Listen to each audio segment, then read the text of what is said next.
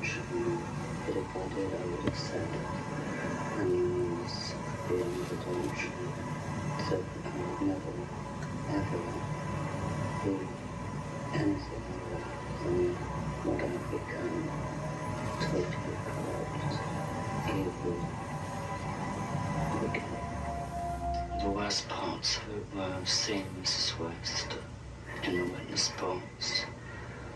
And I was talking to her and she was giving evidence. And she saw me looking at her and she screamed across at me, "How can you look at me?" And she called me every name under the sun. And then Mrs. Kilbride was giving evidence. Finding it very, very difficult to do this Leslie and Downey thing. I think I'll have to be as brief as possible. There was a tape, which isn't what people think it is, but it's bad enough, and I just hurt so much to think that I could have been such a cruel bastard. It suddenly hit me. Just what I'd done. And I think he sensed this. We were sitting next to each other.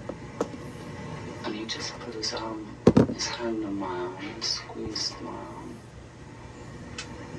And I turned around and looked at him, and he was telling me with his eyes to keep quiet.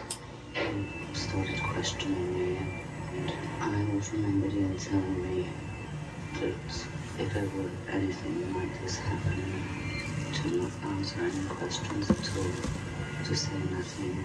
I evaded everything. My solicitor told me they'd found the body of a child. Identified as Leslie Ann Downey.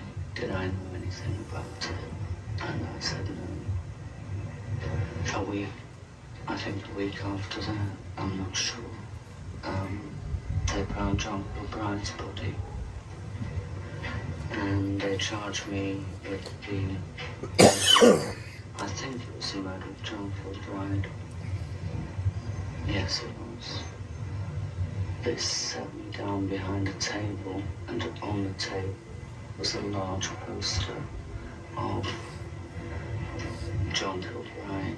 And they had this photographs, and they said to me, "Will you just identify these pictures or photos, or tell us if you've seen them before?" And I looked, and it was a morning scene. And I couldn't say I hadn't, because I was standing on rock, and I said, yes. And then they turned over the page, and it was horrendous. It was a picture, a photo, just they'd unearthed the body of John Kilbride.